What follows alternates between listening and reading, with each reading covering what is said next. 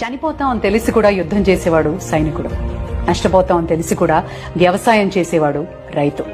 మనం 3 పూట్ల హ్యాపీగా భోంచేస్తున్నాము అంటే రైతు కష్టం ఎంతైనా ఉంది అని గుర్తు చేసుకోవడం అవసరం.